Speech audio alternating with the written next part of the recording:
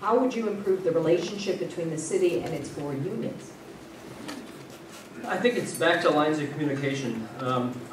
Whether it's been the past, in working with each one of them, my impression is that the lines of communication are fairly well open, and that they do discuss quite often the issues that come up.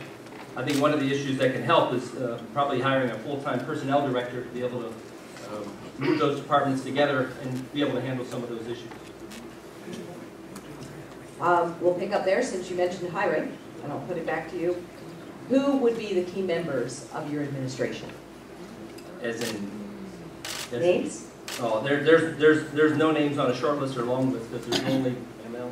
Do we all get a chance to answer that question? Absolutely. Okay, so it's a two-part question? Yes, it is. Okay. All right. Did my time run out? Because I wasn't done answering. Okay, good. No, I'm sorry. I didn't know whether it was too far. You're okay. Yeah. No, to me, I haven't put together a short list or anything. The only date that really matters to me is September 8th. So anything after that is all other discussions. Plus, there's another election after that. And I think it would do a disservice to our sitting opponent who's also here, whoever is fortunate enough to be able to do that. And just, to me, it doesn't respect the process enough. Okay. Mr. Williams? Can you add? Both parts. First part is what would you do to improve the relationship with unions? Okay. And then the second part is who would be key members of your administration? Okay. First of all, the relationship between the city and the unions is somewhat fractured at this point. There is a lack of trust, and frankly, I've had discussions with all of the union heads, and we've had several meetings where we've kind of talked about what both of us would like to see as it relates to that relationship, and going through the process of negotiations, which is obviously by its nature somewhat contentious. There needs to be the kind of respect and trust whereby you can have an agreement and make agreements, and that the word of either party is respected.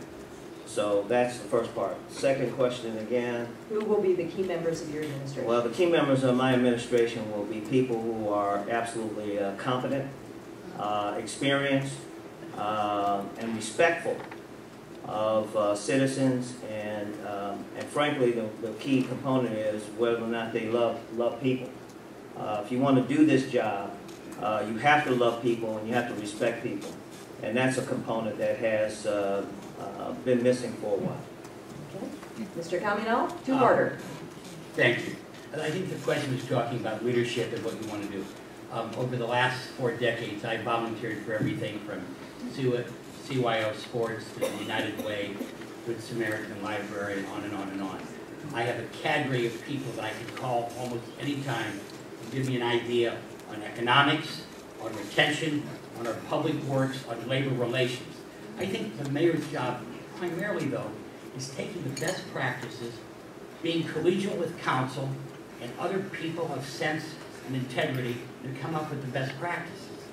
What a mayor does more than anything else is inspire good government, gives people the opportunity to empower and nurture themselves. You see, the role of a mayor is to encourage, foster passion, foster desire.